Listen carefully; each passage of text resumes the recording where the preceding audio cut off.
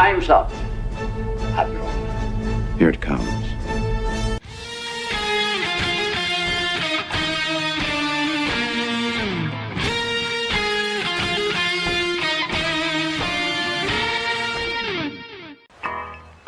All kids out of the pool for Adult Swim.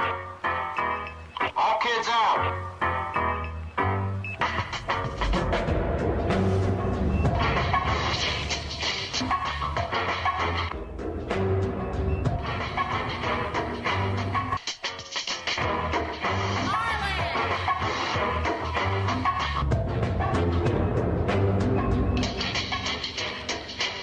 Lego Lord of the Rings Balrog raised eyebrows for what some fans say is an unfortunate pose.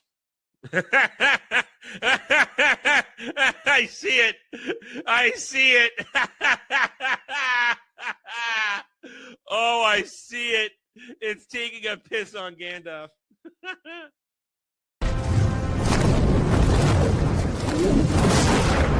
You shall not! And he says to her, listen, you got a fine white girl ass. So I don't like the look of this D. Listen, I don't need gay or straight boner pills. My boner works just fine. Before you go, one question. Yes? Where in the galaxy is Sanusi? Show us your tits and I'll tell you. Yeah, I want to see boobies! I think I've died and gone straight to honker heaven. Boobs are amazing. Puts a smile on your face.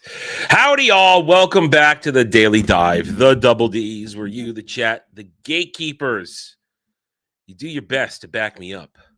But a lot of times, you make me feel the pain and suffering because I know it's what you get. It's the joy you find in life. It is Wednesday. I feel like it's lazy Wednesday. I've been up for hours already, but I just can't quite kick it into gear today. You know how it is. It's the motivation. It's the motivation. And then I found the motivation, even though I can't quite show it yet.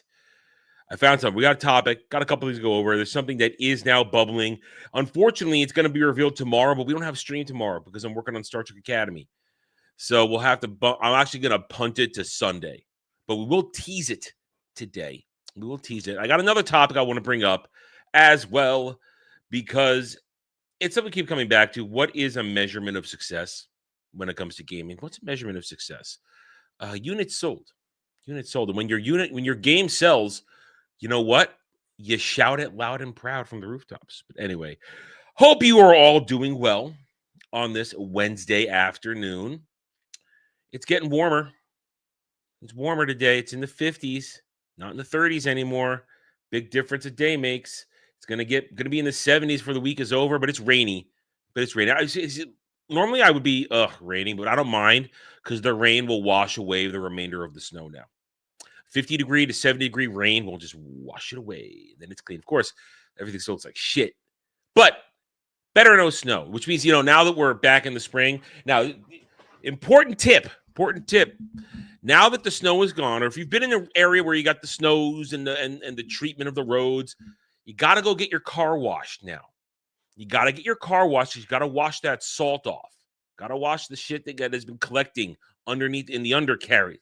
You got to been collecting there. You got to get your car washed, get all the shit washed off so that you can now move on and not damage your car. So go get your car washed now that the snow is done. If the snow is done for you, go get your car washed. It's just a smart thing to do.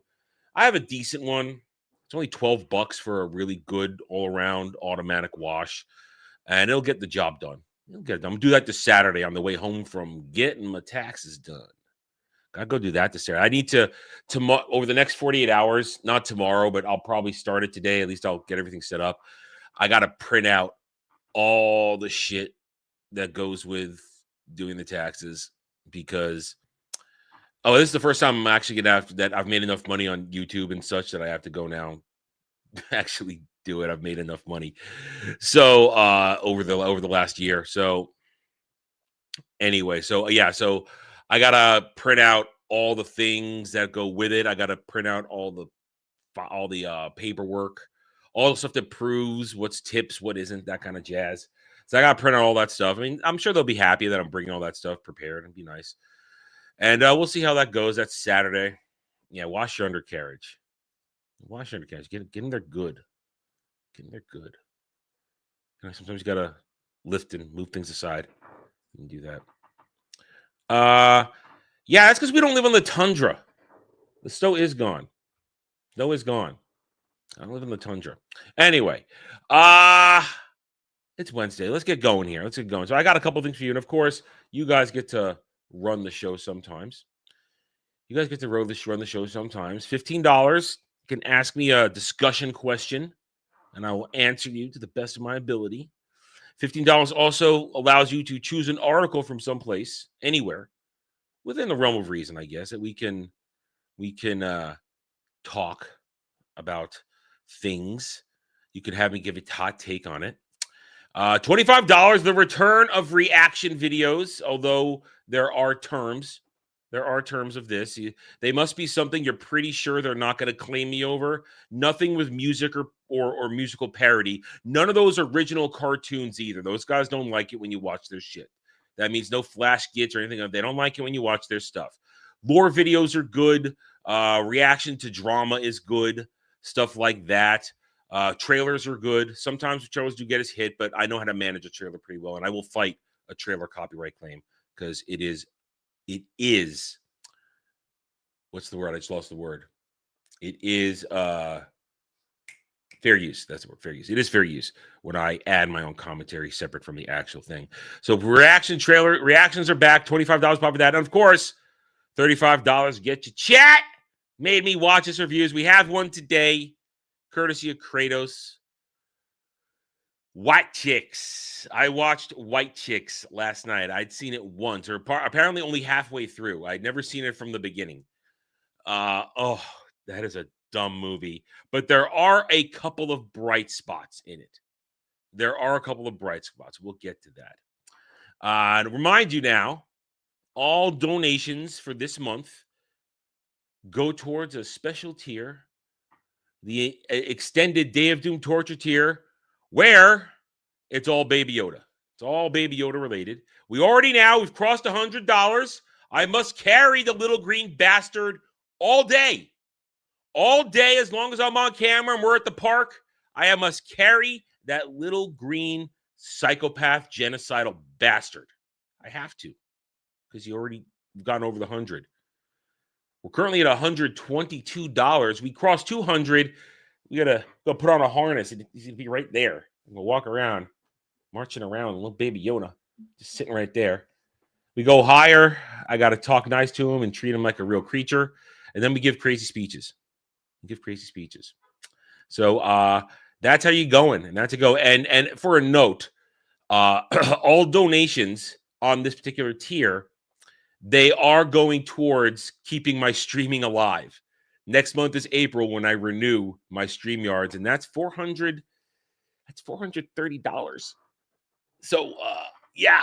And listen, StreamYards, it's hyper expensive, but it's what works, and it's the best of the out there. It is. It's terrible, but it's best. And it works for me. I don't get problems. So people complain, StreamYard sucks. It works for me. I never have problems. So I will keep using it, even though it's massively expensive. So just so you know, this isn't just for me to go around, go get hookers and blow. This is for allowing me to stream for another year. Your donations are appreciated. Last year we did the 12-hour stream, and we got that. We got that done. But I don't have the time to do a 12-hour stream with my schedule and all the shit that we do for the channel. I just don't this year, especially leading up to May and all the other stuff we got to get done. So right now, just so you know, while this is for keeping StreamYards alive. So all monies in this particular donation tier go towards keeping streaming going for another year. Okay, so all right, so what do we got? So howdy y'all, everybody coming in. Hope you guys doing all right. And yes, I am aware of there's something going on, but we cannot look at anything regarding Lanterns. Lanterns will be dropping its teaser trailer tomorrow. I have seen it without audio. I've seen parts of it. Because it's not officially released yet, we cannot look at anything because we cannot risk a strike, not just a claim, a strike. We just got rid of a strike yesterday. I am not going to risk anything. Now, unfortunately, tomorrow we're not going to be here. As I said, Thursdays are review days, and I can't do everything in one day. I must pace myself. I must allow myself to get enough sleep. I must allow myself to eat. I must allow myself the time to properly do a long form review. So we'll be here, but we will cover the Lanterns trailer on Roundtable this weekend. So I will reserve that time. It's Roundtable. We'll watch Dre lose his shit, Jed roll his eyes. It'll be glorious. I will probably yell a little bit too, because if what I'm looking at is true, if what I've seen is true, this show, which comes out in August, remember, they delayed this from February all the way to August. That's how bad they knew it was. They had to put it after the disaster that is Supergirl, so that maybe it'll lessen the impact. So from what I can tell you this, I've looked at it. Hal Jordan curses a lot. They do not understand how Green Lantern power rings work. They don't. They do not. Training to be a lantern, a Green Lantern, happens once a ring has chosen you. You're not just, oh, we're training you so a ring can choose you. No, a ring chooses its wearer. As soon as a lantern bites the dust, its ring fires off into the cosmos to search out the next individual who has the willpower to be a part of the Green Lantern Corps. This show is going to be a disaster. It's going to be ugly. Now, the stands, they are licking the balls. They are stroking the shaft. They think it's fantastic. They cannot wait. It is stupid how bad, how retarded they're behaving. Literally, I mean, you guys know what it's like. You can love something. You can love a franchise. But if something is stupid within it, if something is dumb, a true fan will not hesitate to go, yeah, I love this franchise, but that looks fucking stupid. Stans don't have that setting. You must love it all. You must love it. You must cradle it. You must worship it. You must place it on the pedestal and have it be lording over you, because it makes all your decisions then. That's why you can't trust a Stan. You cannot trust a Stan. They are pathetic. So we'll get the Lantern stuff tomorrow. We'll talk about it on Sunday, but that's just a preview of it. It looks terrible. It looks dumb. I don't care how good. I don't care how many people like the guy playing Hal Jordan. I think he's a miscast already. I don't want to see grizzled, angry Hal Jordan. I want to see young, cocky Hal Jordan. I want to see the cocky test pilot who has the willpower to do great things. That's what I want to see. I want to see the badass Jon Stewart, not a whiny bitch. We've been training. What are we going to do? No. I want the real deal. Neither of these guys are the real deal. Neither of them. None of them. So we will find out more tomorrow. This weekend, we'll go over it. And it should be a glorious disaster. And we're going to review that. I'm going to review it. It's easy, low-hanging fruit. Come August, we'll see what happens. And it will be, listen, it'll probably be fun for you because I'll lose my shit a few times. Listen, this DC Universe stuff, it's bad. You know what the other funny thing is? The funny thing is, we talked about it yesterday when we broke down that whole John Campea reaction discussion, bringing up how James Gunn is likely to leave his position, not be fired, leave, and why all it sucks. Man, the backlash from the stands over Campea and his, you got to say it, truth. He was actually telling truths. The backlash has been nuts. They are crying so hard. Once again, I said it yesterday. I will keep saying this. I do not understand the devotion to James Gunn and his DCU. I don't get it, man. I do not get it. What was put out there that these people are so, I guess I'll reuse the word devoted, how they're so connected, how they're so embedded in their desire for it to be great. I think they don't want it to be great because they love Superman, Batman, Wonder Woman, Green Lantern, Flash. They're not into it because they're into it because it's some other reason. It's some other reason these people are so invested. That's the word I wanted. Invested in the DCU. I mean, is it? I'm sure there's some politics involved. I mean, right now, that dude we saw yesterday going, James Gunn isn't political. James Gunn is very political. He's massively political in what he says and does in his shows, in his movies.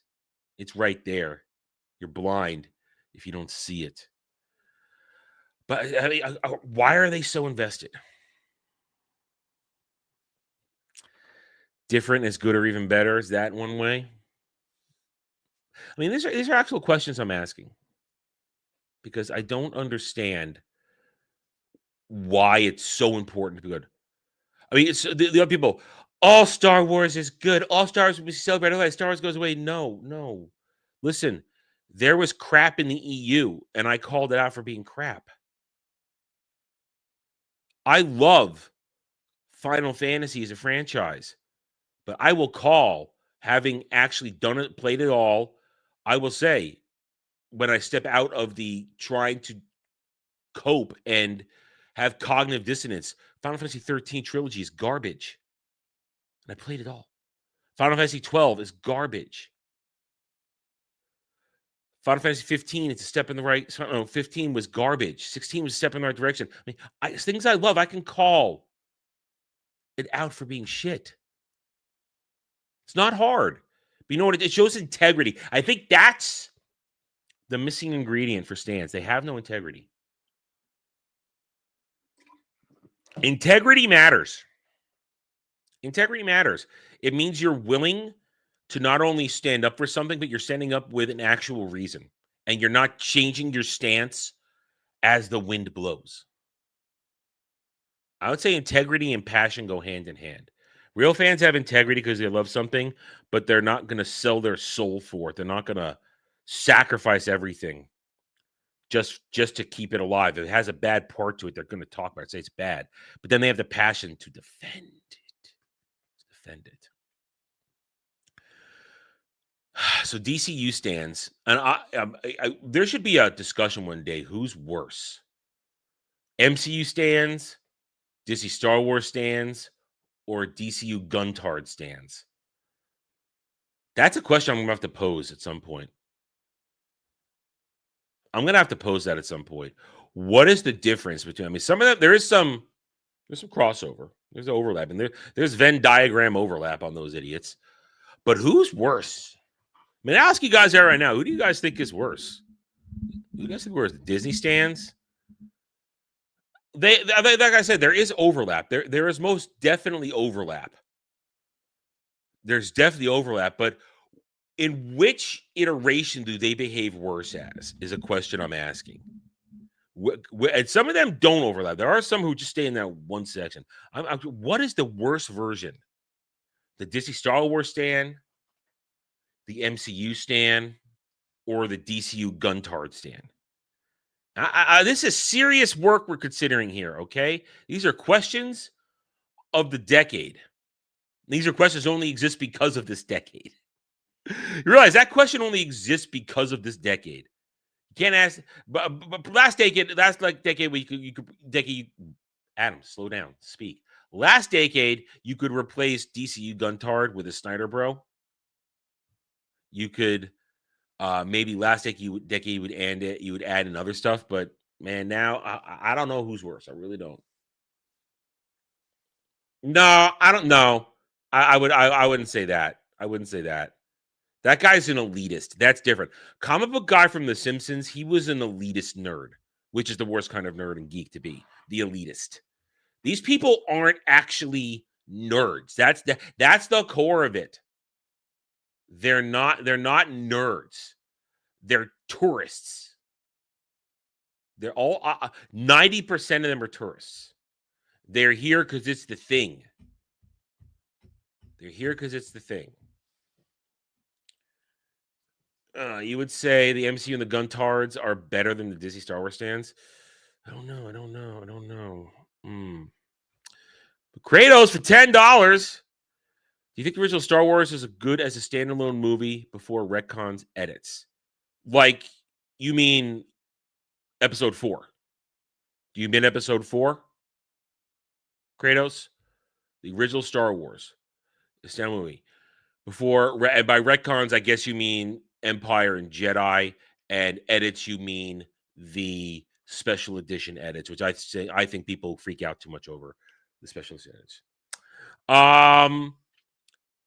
Yeah. Yeah, you know why? Here's why. When you think about it like this.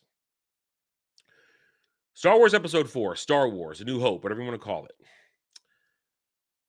It can be self-contained because there's no Darth Vader, I'm your father yet. And now we do the 15. I can't do 50. Okay. Yes, New Hope. Okay. So I'll leave this one up, though. Thank you, Kratos, for the $15 total. Yeah, so there's no overarching storylines yet. There's just resisting the Empire and stopping the Death Star. And I mean, there's no extra lore for the Jedi yet. There's no. The Emperor is mentioned. The Emperor is mentioned when they arrive on the Death Star. Tarkin mentions that the Emperor has eliminated. He has done away with the Senate. And now the individual sectors will be managed by the governors, aka the Moffs. So the Emperor is only mentioned. There's no lore that he's a Sith Lord. There isn't even Sith. The word Sith is never mentioned in the original trilogy. It's only mentioned in companion material and then added later on. So there's no Sith Lords. There's just the Force. There is the dark side of the Force, but there's no extended Lord of Jedi. Vader isn't Luke's. We don't know he's Luke's father yet. It's the romance the love triangle hasn't started yet. The character relationships are still on the surface level, so there's not a lot there. It's only the interaction of those moments. And you have you can end on the victory of the Death Star and realize that the war isn't over, but the war has just begun. But there's no tease. As only tease of what comes next is that Vader survives the Battle of Yavin. So I think it can stand alone. I can stand alone. It can stand alone because it doesn't require Empire or Jedi to make it better. That's the thing. Sometimes movies that you could say are the start of a trilogy, as intended to be, the other movies he make will elevate it. The original Star Wars can stand on its own. It doesn't need Empire and Jedi to elevate it. It makes the whole thing even better once you get to Empire Strikes Back and Return of the Jedi. But you don't need them to make Star Wars a great movie. You don't.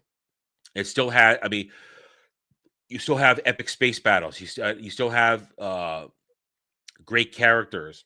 You have some of the greatest music. Hang on, I got hiccups. You have one of the greatest movie scores of all time. You have special effects that broke the ground everywhere. Even an original Star Wars cut, the original cut, the special effects still stand up today without special edition editing. So there are so many, from technical reasons to direction to story to characters to performances to the baseline lore that Star Wars gets. There are so many reasons why Star Wars can stand alone. So I say yes, it is a good standalone movie. If George had never made Empire Strikes Back, Return of the Jedi, and kept going, if there never been extra comics in between the movies, stuff like that, it would have stood alone. It would have stood the test of time as a timeless science fiction classic. It would have done it all on its own. But it doesn't have to. It didn't have to. So there you go. So, I mean, here's the thing. Yeah. So the fantasy remake of Willow. Willow is a good standalone movie because there never was a TV series that tried to carry it forward. And that's the thing. That is the absolute truth. The only reason the series kept going is because Lucas made the gobs of money, not from the movie, but from the merchandising. Remember, Lucas made sure that he had all the rights to the toys and the merch. And that's what made the millions upon millions of dollars that enabled him to do Lucasfilm and everything after that. So it was the merch that did it. Remember that. I think George had a lot of stuff in his brain. Because remember, he always had Anakin versus Obi-Wan fight in his head. It just took him 20 years to work it out. Put it on Mustafar. Listen, here's the thing. I swear to the nerd geek science fiction fantasy gods that at one point I read someplace or heard someplace, I don't know, it's lost to the memories of time as a child, that Anakin's disfigurement as Vader was not done by fire but by acid. That was something I originally read, don't remember. And so that's why I say perhaps that was true at one point, but then George decided to do Mustafar and lava or fire, as it were. So I think George had a lot of stuff in his head, and it just sometimes took a long time to put pen to paper, thought to reality, and stuff like that. So I think he always did have it, but it wasn't solidified. Because remember, Vader was not supposed to be Luke's father. He wasn't supposed to be Luke's father. That's why there was the romantic undertones of Luke and Leia in the first movie. Because he hadn't decided, I'm not going to make Anakin Skywalker Darth Vader. I'm not going to do that. But then he changed his mind for Empire Strikes Back. Changed his mind. And which will lead to people going, Luke and Leia had incest kiss. Neither of them knew. So it's not an incest kiss. They didn't know. At the same time, then it creates one of the biggest reveals in cinema history. I am your father. God, I've heard the stories of people waiting in line to go into Empire. And people coming out going, Darth Vader is Luke's father. People going, what? No, fuck you, you bastards. That's true stories, man. That shit happened. That shit totally freaking happened out there. So yeah, so that is kind of a testament to some art. Something like that can stand alone. By comparison, you couldn't have Fellowship of the Ring be by itself because that needed the other two books to complete the story because Tolkien planned it that way. Indiana Jones, Raiders of the Lost Ark, stands on its own. Each Indiana Jones movie can stand on its own.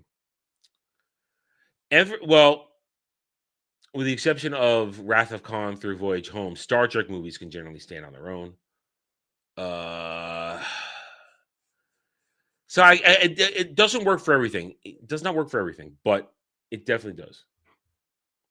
Yeah, Harry Potter can't stand on its own. Harry Potter, Sorcerer's Stone cannot stand on its own because it's all building to a confrontation between Harry and Voldemort. And I've heard rumors today that someone's been cast as Voldemort for the Harry Potter series. Guy who played Vision, Paul Bettany may be Voldemort for the Harry Potter series. Just tossing that in there. Tossing that. Yeah. And guess what? When you find out, you see somebody's feet. Anyway. Well, here's the thing. Lucas always planned at least 6 films because 4, 5, 6. I don't think he ever really had a 7, 8, 9 plan. I think he decided to do that later on. But I will always maintain the success of the EU kind of curtailed and kiboshed his plans for a 7, 8, 9 because the EU was making untold gobs of money for Lucas and Lucasfilm. Untold. Lucas didn't sell to Disney because he needed money. He sold it because he was tired. He was tired. He didn't want to do it anymore. That's why he sold it. Very simple. Not because he was not. It's not that bullshit Stan argument. The fans drove George to sell it to Disney. No, he was tired. He didn't want to do it anymore. And he took the payday. I wish he hadn't. We all wish he hadn't, but he did. He was tired. Anyway, so there you go. Yeah, but here's the thing. At least Lucas earned it. Lucas earned his getting fat and rich and lazy. You know, Germ hasn't earned. Lucas finished his story. You could take the original trilogy and Lucas finished his story. Okay? Lucas got it done. Episodes 1 through 6, let the EU carry on. The story of Anakin Skywalker got completed. Germ didn't finish shit.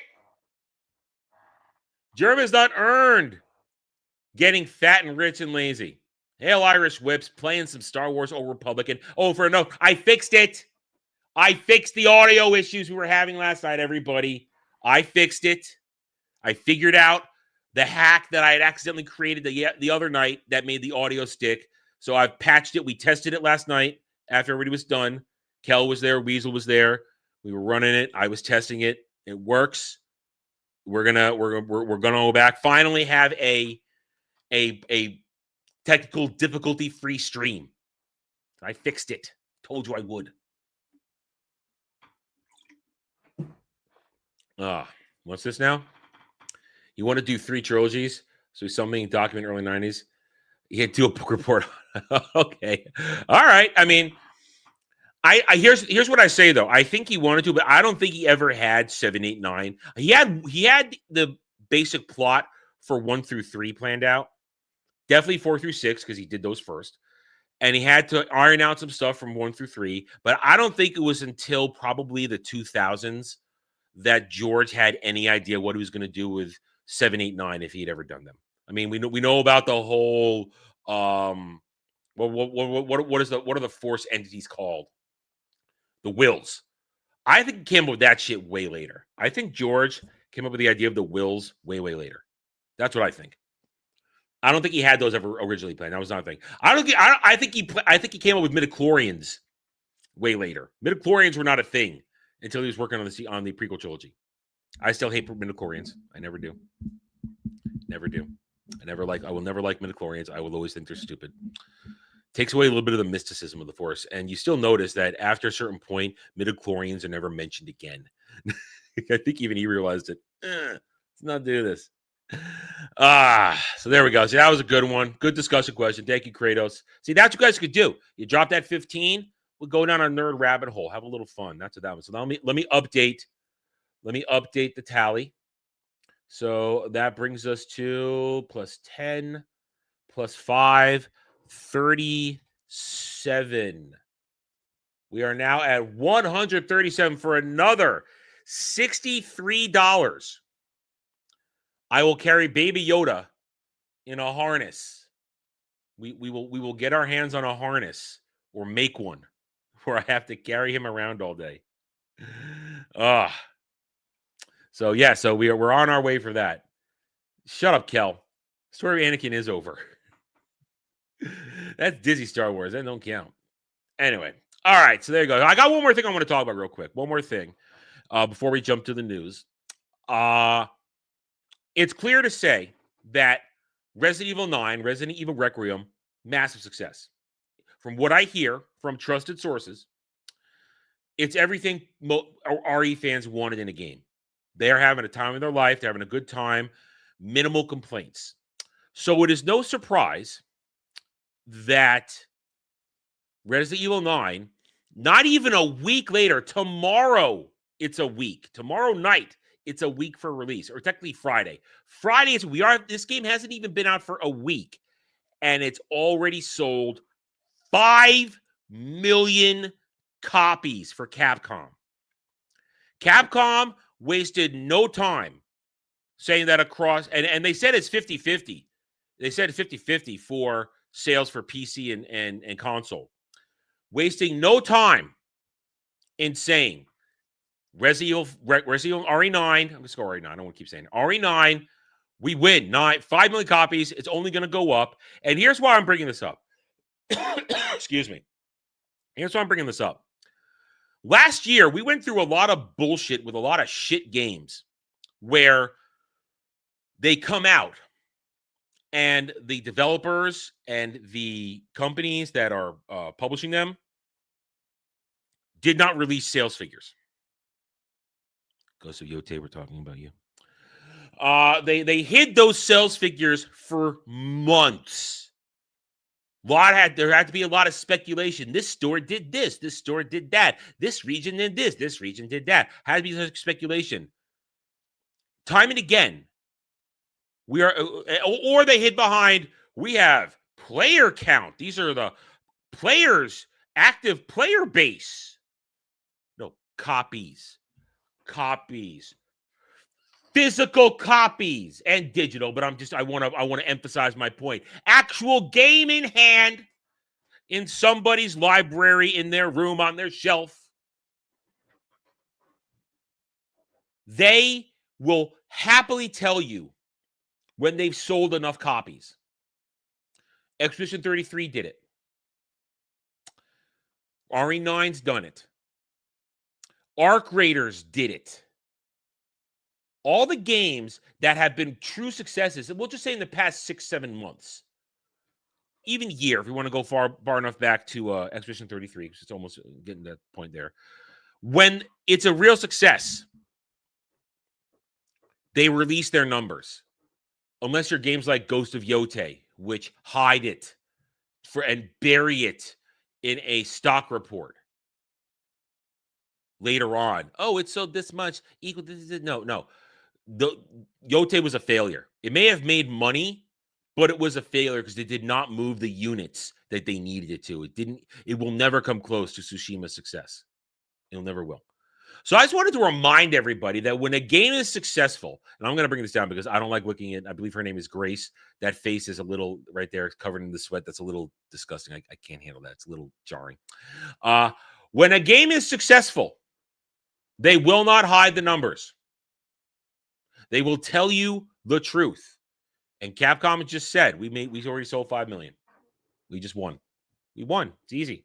Not hard. Unholy Holy Warrior, $2 shekels for the humiliation fund. Thank you. Thank you. RE9 cherry-picked favorite elements from previous games. Yeah. Imagine giving people what they want. Give them what you, in this case, give them all the little things that you like from games, all the gameplay stuff. Or if it's let's be honest, if it's a game that has sexy ladies, imagine giving us a game filled with titties and ass. Imagine that. We'll be happy with tits and ass. It'll be great. It'll be fun. It'll be exciting. Imagine that. So I just wanted to remind everybody, when a game is successful, they don't hide the sales numbers. They don't leave it to their rabid fake fans, the useful idiots on X and other social media, to pretend that they have legitimate success numbers that they can hold up. They don't do that. All right. That's enough of my rambling. Let's go to the news. Let's refresh. Okay. Now let's see what we got going on here. The news. Before we get the chat made me watch this reviews. White chicks. Ugh. Okay.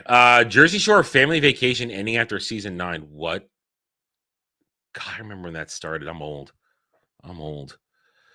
Variety host, Next Generation Entertainment Podcast. Nobody cares. Everyone's going to watch your fucking podcast. Kiki Palmer. Don't care. Harry Styles. Really? Why do they keep pushing Harry Styles? Yeah. Highguard. We don't need player count. Yeah, it's shutting down. I'm not going to talk about it because I haven't been covering the Highguard shit. Yeah, but Highguard's done. It's over. Ha ha. Let me do it. Ha ha. See, I can still do it. I can still get the pitch. But why do they keep pushing Harry Styles on me? Why do they constantly throw Harry Styles at me? I don't care about Harry fucking Styles. Don't care about cans. Don't care about that. Any global media unveils lifetime movie deals with Queen Latifah and other people who I don't care about. Queen Latifah. God. Talk about somebody who outlived their necessity in terms of entertainment. Kaylee Cuoco joins Ray Romano, Joshua Jackson, HOMX pilot, How to Survive Without Me. She could get naked? I'll see it if she gets naked. No, I won't, but I can find caps then. She's hot. She's hot. Abbott Elementary. I never watched a second of that. Never plan on it. Viking star Travis Fimmel back for Black Snow Season 3 with AMC Network's partnering. I liked Travis Fimmel in the first 3 seasons of Vikings. He was great as Ragnar. Those early seasons, fantastic. Then it just started wearing, and I know that they at least sort of stuck to the actual historical, because there's no real history on Ragnar. It's a lot of folklore in some cases, even though we do know the sons of Ragnar, the great heathen army, ransacked England, which led to England being formed. Point is, different thing, but still, anyway, I like Travis Fimmel. I even like Travis Fimmel in the Warcraft movie. I liked him in the Warcraft movie. I like Travis Fimmel as an actor. Hell, he was the only good thing in that shitty, stupid Dune show. Because Travis Fimmel has a certain charisma when he performs. I like Travis Fimmel. And I like that he's getting work that isn't Dune. Good for you. Masterpiece PBS series, Miss Scarlet to NBC Season 7. Never even heard of it. Don't care about Keke Palmer. Still don't care. Night of the Seven Kingdoms Season 2 cast Lucy Boynan, Babu Kesey, and Peter Mulan. I don't know these people, and I don't know germ crap, so I'll leave you guys to do that. All right, take it easy, man. Oh, take care of a kiddo. Good God. Be a good dad. Taking care of the kiddo. Five Nights at Freddy's sets Peacock streaming release date. Yeah, that made its money. It made its money. Josh Finnan joined Sydney Sweeney and Leah Woodall in some movie I don't give a fuck about. Anything here. My Father's Dragon original Highlander script getting graphic novel adaptations from Titan Comics. Interesting. Audible unveils notification podcast slate incorporating Wondery Productions. I don't do Audible. Anything else here of interest? No, I'm not seeing anything interesting here. Queer media veteran David Artavla named executive director of LGBTQ Youth Arts Initiative. Please spare me. Yash's Toxic shifts to June release. I don't even know what that is. I don't know what half these things are. Really don't. Scrubs Reboot premieres with 11.4 million viewers in 5 days. Ooh, that's not good. That is not good. That's not good. That is really not good. That's terrible. Nobody came back. Your old audience is gone. The Zaz sells $114 million worth of Warner Brothers Discovery stock after Warner Brothers clinches Paramount Skydance deal. But I thought he was staying on because he's going to protect James Gunn and Peter Safran. Yeah, he's out. He is you know what that is? That's his golden parachute. That's his stock options. That's part of his contract. Some could say that's insider trading. No, that's his stock options. The stock rose. He's selling. He's now going to live the good life and do nothing. Yellowstone spinoff Marshals premieres with 9.5 million viewers on CBS. For terrestrial television these days, I guess that's okay. I don't know. Anyway, all right, moving on. Brandon Sanderson's new Cosmere storybook project already raised more than $5.7 million. Well, last time he did a crowdfunding, he made $20 million. Listen, I'm no I don't really care about Brandon Sanderson. He helped stick the landing for Wheel of Time. I don't care what his own original stuff is. I don't particularly find him enthralling. But he is one of the biggest stars of fantasy fiction in the current era. And he has a massive, massive following. And I hope one day that maybe I can even have a fraction of that kind of following once I start putting my books out, once we start getting out there. But good for him. I've heard ups and downs of his stuff. Some people love it. Some people say it's middling. Some people say that it overreaches. I don't know. I don't really care. But I do appreciate that Brandon Sanderson is proof of concept that you don't need legacy publishing anymore. If you could manage to get a substantial, passionate customer base, and I say customer, not consumer, customer base, they will give you their money if you give them good product. And if you then, because he has his own ability to publish, and that's my goal. I think my own ability to publish. So he is proof of concept that you can do it. Granted, he did have the leg up of legacy publishing, but I will try to do it without doing that because legacy publishing won't let me in because I am not an agenda-driven retard. Ubisoft finally confirms blah. What is wrong with me? Ubisoft finally confirms Assassin's Creed Black Flag Resynced. No! Nobody wants a Black Flag remake. Just remaster the first game. But you know what they're doing? They have to line it up with the bullshit they've come out with since then. Some of the bullshit. Not all the bullshit. I mean, yes. You had Odyssey since then and Valhalla, but there's a lot of bullshit in Valhalla from what I'm told. A lot of bullshit. So they need to resync it up. They got to retcon it to fit. Because Black Flag doesn't fit. The older games don't fit. I'm not buying this. I'm not doing this. Jed might do it because he's an Assassin's Creed guy. And he might do it just for the. He might do it for the review. And now, God, hiccups again. Talking too fast. Sorry. Jed might do it because he's an Assassin's Creed guy and he can give an honest take on whether or not the game is worth it. Jed might do it. I'll have to ask him. But I won't be touching that. Knight of the Seven Kingdoms Season 2 cast 3 leading roles. Okay, once again, I don't give a fuck about germ crap. DC completely reinvents the Joker's personality and mental state in shocking new Batman story. How about you don't fuck with the Joker? It's bad enough you did that 3 Jokers shit. Now you're going to fuck with it some more. This is why the modern comic industry is dead with these stuff. They keep, here's the problem. You know, I'm going to say here's why manga is greater than DC and Marvel. Because mangaka just create a single story. They have a beginning and end in mind. They tell the story and it's over, and then they make a new series. With this shit, they keep having to go back and change shit over and over and over again, and you're diluting the greatness of heroes like Batman and Superman and Spider-Man and all that shit when you keep restarting shit. You go back and you change shit. You retcon history. End it. End it. Have the balls and end it. But you can't end it because it's all you got. Can't do it.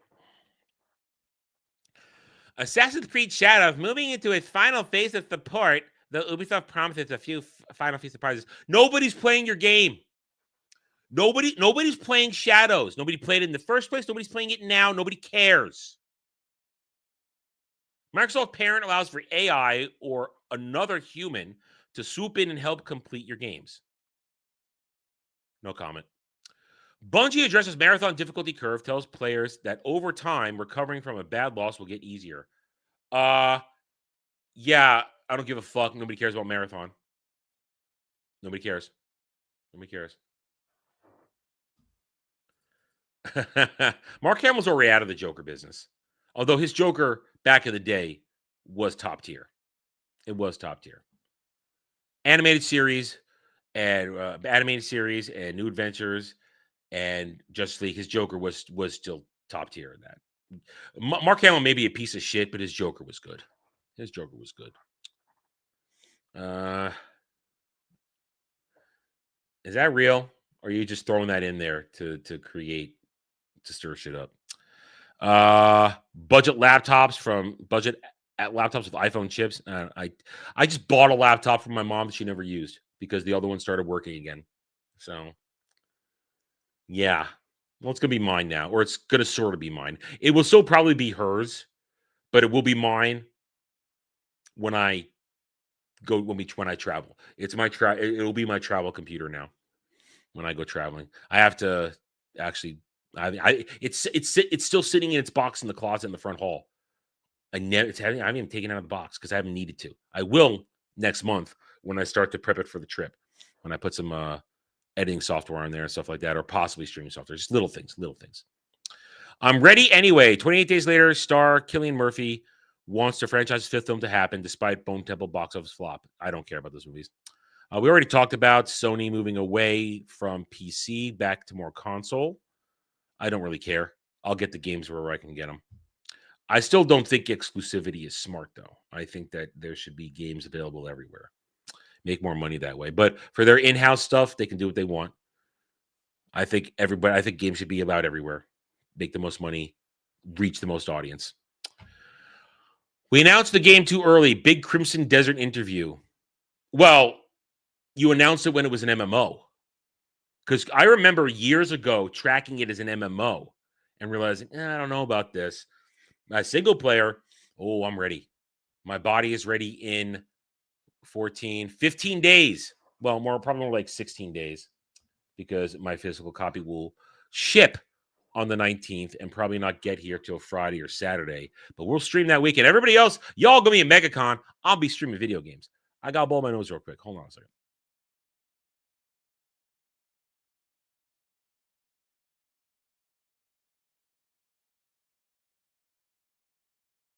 Yes, I am looking forward to Crimson Desert.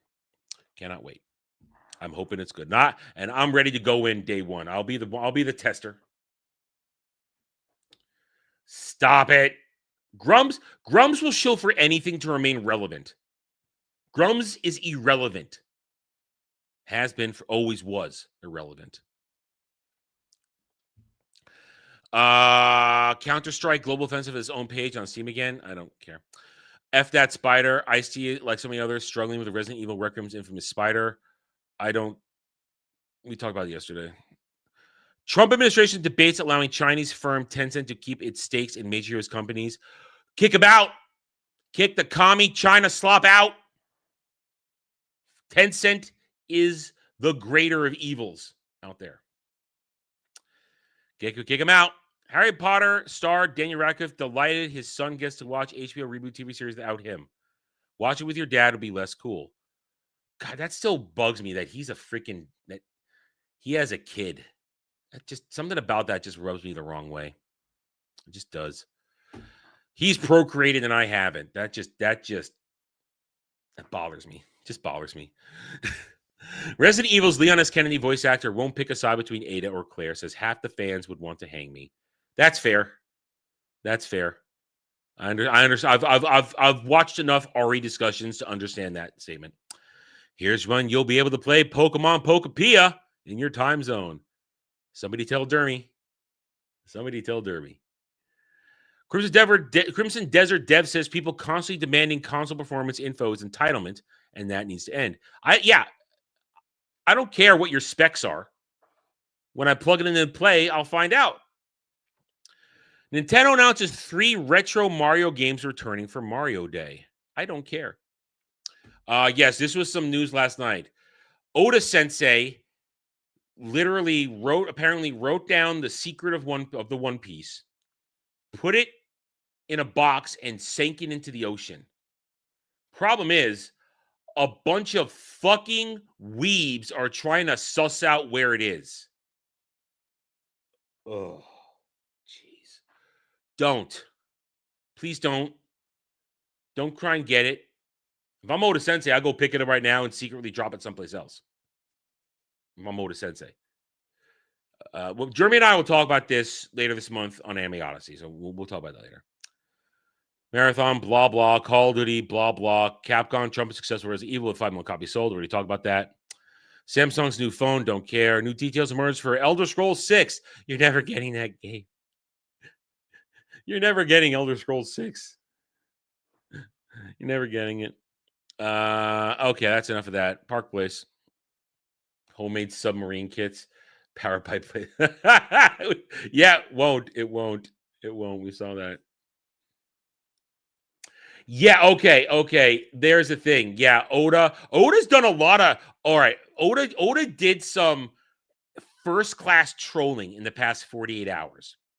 He drew some artwork of Yamato, confirming that she's a woman again and what would happen to her if she was a man. So he's trolling the people that are trying to say that Yamato's a man again.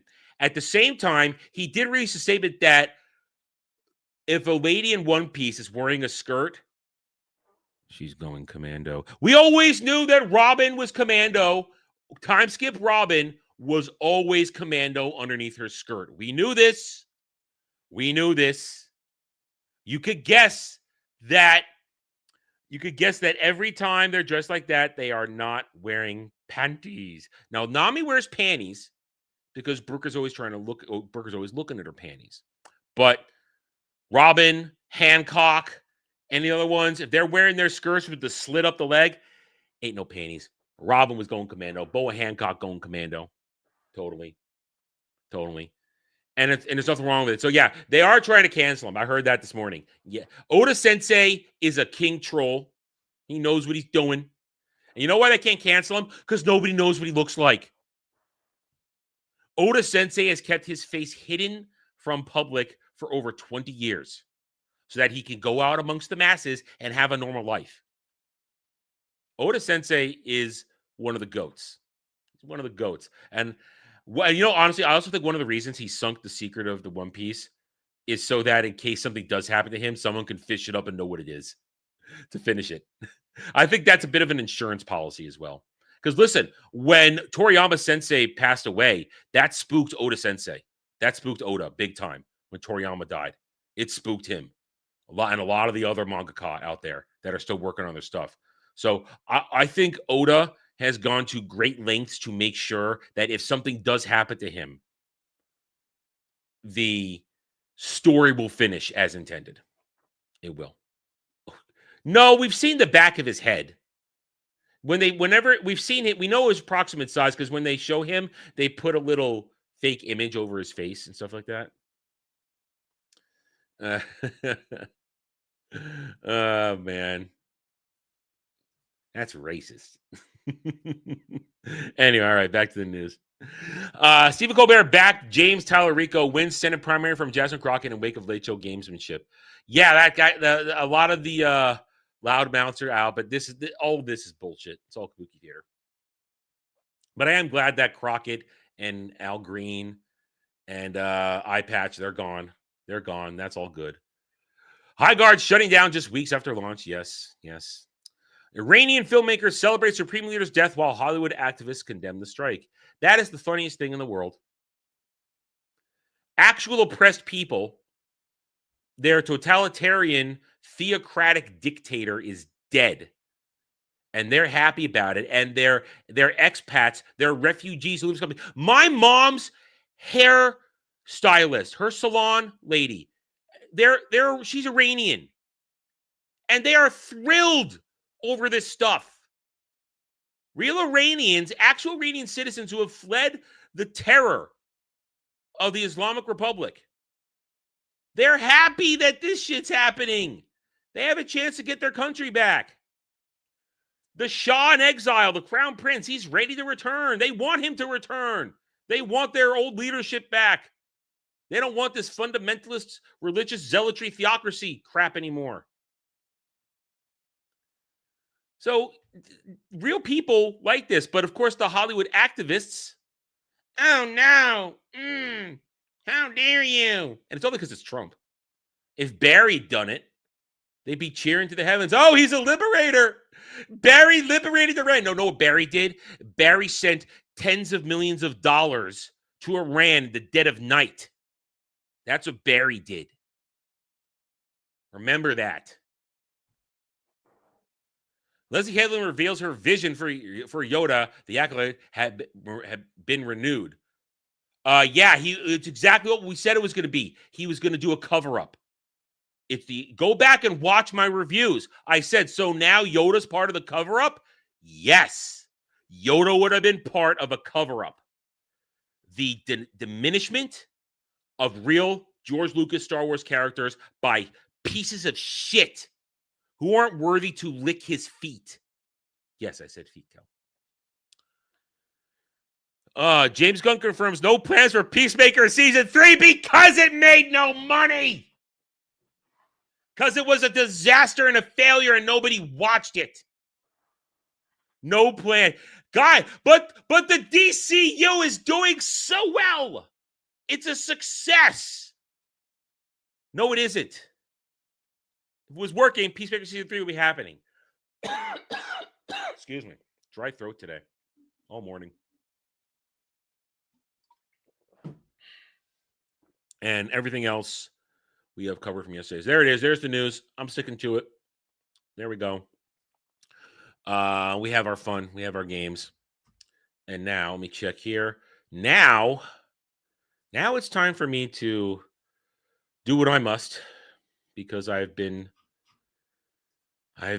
made to do it. Today, we will do a chat. Made me watch this. Wrong one. Chat. I confused myself.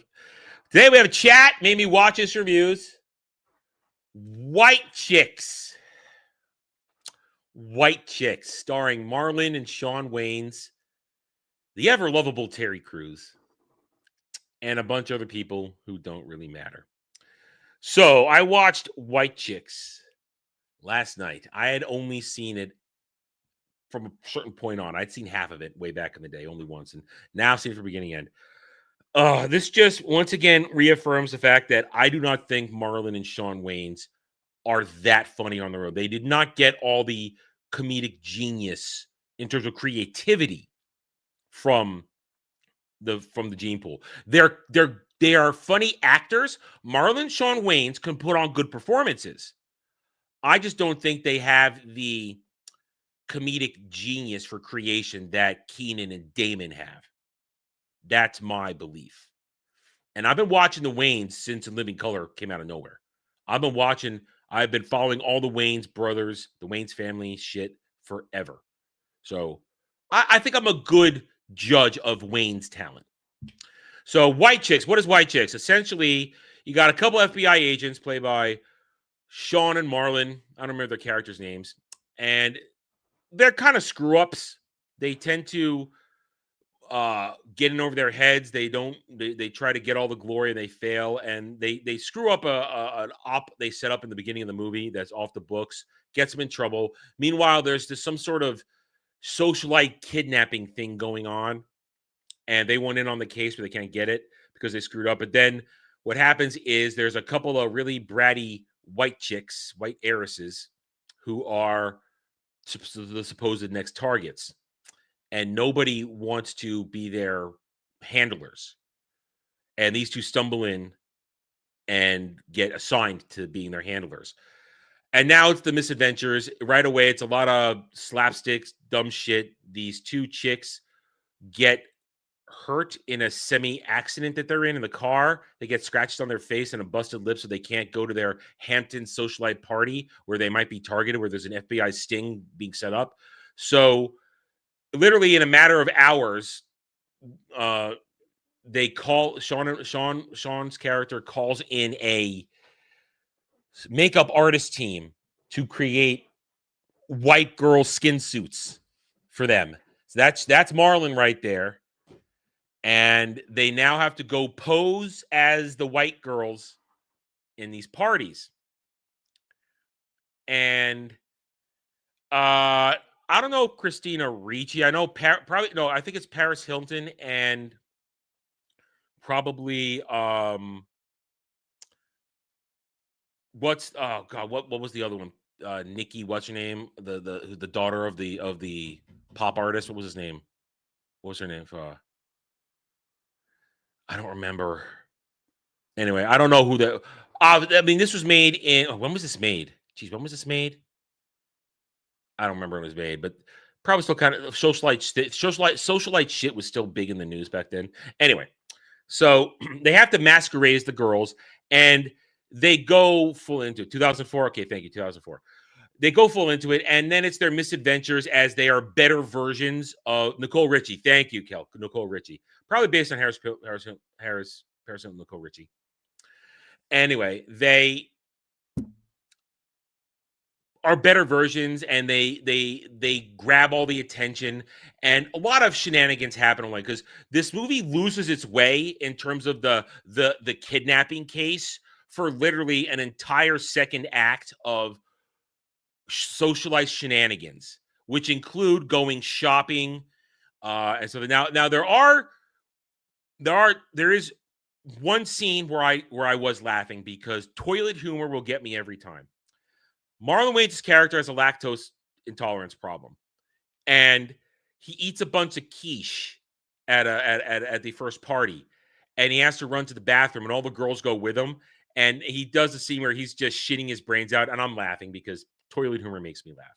So they made me laugh with that one, and the other thing that made me laugh in the movie is the incomparable Terry Crews. I love Terry Crews. Terry Crews is always a good time for me in a movie or a show. I enjoy Terry Crews. Make room for Caesar. I love Terry Crews.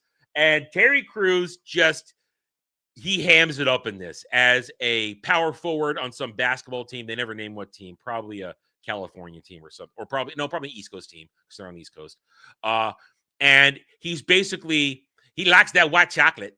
He likes them white girls. So he's hunting for white girls. And his shtick is that he fucks them so hard, they have to go in a wheelchair temporarily. And of course, he sees Marlon Wayans in the drag in the white girl shtick, and he thinks it's a girl, and he's all up in that. He's all up in that. And their whole arc is amusing because Marlon's character is trying to do everything possible to disgust him, but the more stuff he does, the more the more Terry Crews gets into him. At one point, they're trading farts. At one point, and I'm laughing because it's fart humor. I'm a child, I know. It's actually pretty. That stuff is pretty good, and it's good because of Terry Crews. Because Terry Crews every time gives it his all. Doesn't matter what it is. Terry Crews is gonna come in there. He's gonna give you a great comedic, fun, over-the-top performance. So I love Terry Crews. Terry Crews is the best part of this movie for me. He's the best part of this movie. I enjoyed all his stuff in there. But other than that, they waste too much time not dealing with the kidnapping. And when they go back to it, it's really lame. At one point, Sean's character has the hots for this TV reporter, but he has to get out of costume and pretend to be Terry Crews' basketball player to get with her. But he more wants to get with her than get leads. And the leads just kind of come because he's getting with her. So it's not very cleanly done there. The mean girls that are the antagonists are the daughters of the actual villain, who is a basically businessman, a hotelier, I guess. I don't know, who has failed in his business dealings, and he's the one behind the kidnappings because his previous business partner embezzled $100 million and got away with it, even though he went to prison for it. Whatever. But so he's the one doing the kidnappings, but they're broke. So there's kind of that shit thrown in there. And it's just slapstick. I mean, there's a lot of black humor in it, which can be funny because it's portrayed properly. And Kel tips it here. At one point, they all sing in white girl music. But then, of course, the rap song comes on and they start dropping hard R's.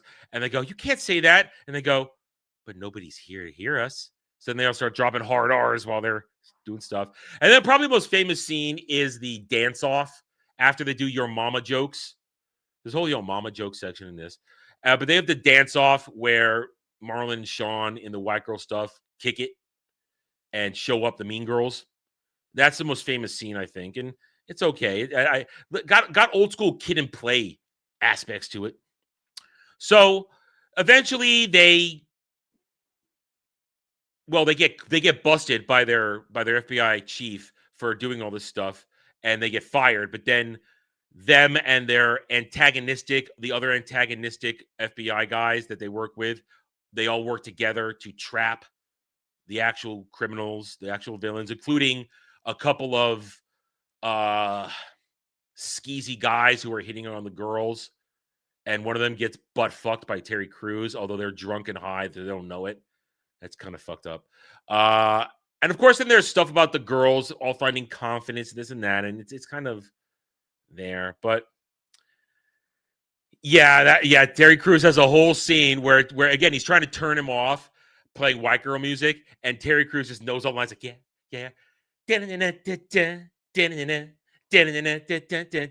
I will walk 1,000 miles, that kind of shit. So, and he knows it all. He knows it all, and it's funny. It's Terry Crews. Terry Crews is the best thing in this movie.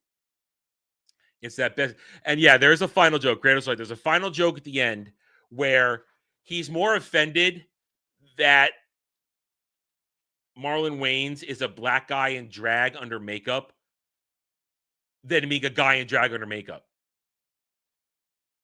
It's like, you poser. Your blackness trying to be white. Get out of my face. Get out of my face. And then he gets with the actual socialite girls who have come back in the movie at the end. So, and everybody wins. And there is a part I have a problem with here. One of the underlying themes of the movie is that men don't listen to women. When they do their hair, they want you to go do this and that.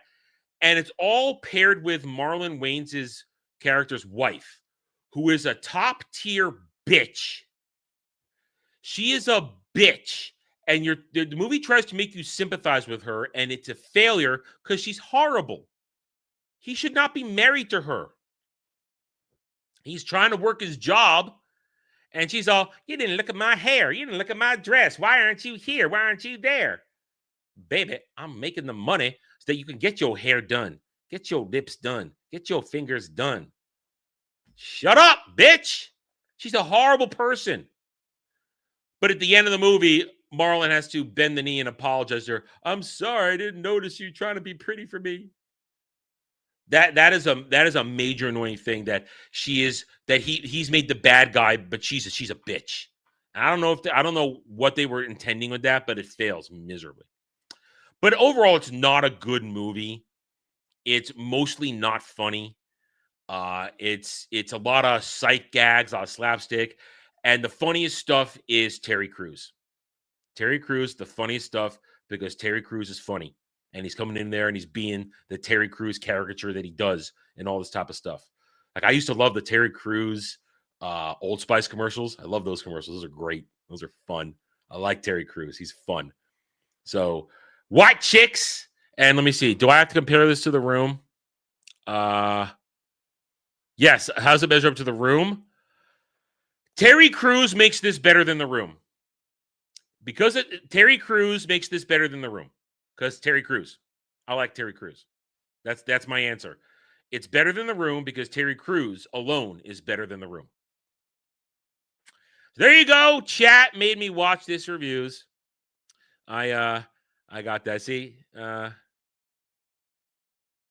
Mrs. Doubtfire is a great movie. And that's a totally different situation. And you can go watch our Saturday Night Drive-In discussion on that from a couple weeks ago. It's up there. Okay. I'm going to check one more time here. We are over the hour. We have covered many a thing. We've had a lot of fun. And I'm going to wrap it up. And I'm not sure what I'm going to do the rest of my day until we are streaming tonight. Star Wars, The Old Republic, SWTOR. I've worked out all the kinks. So tonight, we will stream it. If you would like to insure a particular story, I will accept a $20 super chat or tip that will say, play the trooper, play the sork, play the guns, play the smuggler, or play, what was it? Agent. So $20 will lock it in. $20 or more will lock it in. Otherwise, I'll just choose it. And you have to be happy with it until we're done with it. And then I believe the other guys will come on later tonight. We'll do some co-op stuff. We'll see what happens. Run some flashpoints, this and that. Have a little fun. I'm enjoying some SWTOR. It feels good. I do love that game so much. Have a good time. So tonight I've got some SWTOR. Tomorrow is Thursday, which means it's Starfleet Academy Day. So no stream tomorrow. I will endeavor to get the review out by early to mid to late afternoon. I will endeavor to do that. And of course, maybe tomorrow night we'll do some more streaming, more gaming streams. We'll see what happens. I'm in the mood. Friday, we'll see what Friday brings. One of our last Ball Busters episodes on Friday. Saturday, we've got Where No Man Wants to Go reviews. And once I get the official times, I will be joining a stream Saturday night. I'll let you guys know. I'll put that in the post tab when the information is completely available. I'll let you guys know. And Sunday, Roundtable, 3 p.m. Eastern, where I'm sure we'll be talking lanterns and a few other things. Anyway, so thank you all once again for joining me on another episode of the Daily Dive, the Double Ds. I appreciate everybody's support. Your support grows the channel. Your support allows me to do the things I need to do in order to live. So hit that like button, subscribe to the channel, leave comments, talk it up in chats on streams, and I'll see you guys next time. Until then, take it easy, everybody.